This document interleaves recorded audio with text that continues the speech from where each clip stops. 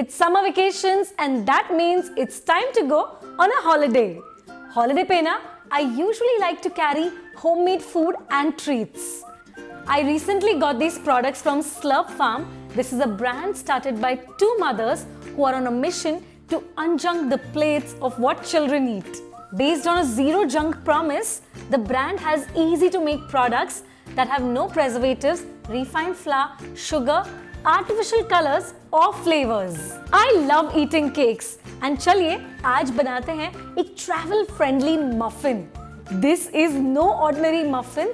This is the Ragi and banana Jaggery muffin. We will make this muffin using sprouted ragi flour, jaggery and nut powder. Ragi has 10 times the calcium of wheat and rice. It is great for digestion too. First, let's start by mixing the dry ingredients. Here I have sprouted ragi flour. Next is whole wheat flour, baking powder, baking soda, a little bit of salt and spices. These spices will help to enhance the flavor. Give this all a good mix and keep it aside. Now comes the wet ingredients. We are using banana for the muffin. Start by blending ripe bananas along with Slurrp Farm's jaggery powder. Jaggery is a rich source of iron. It helps boost digestion and is a perfect substitute for refined sugar. Let's blend this to make a smooth paste. To this, I'm adding some natural vanilla extract, melted butter, and give this all a good mix.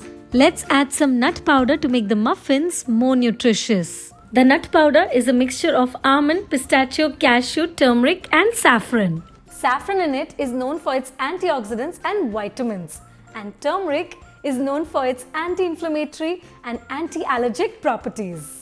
Now mix the dry ingredients along with the banana jaggery mixture to make a smooth batter. The muffin batter is ready. Let's transfer this to the baking dish.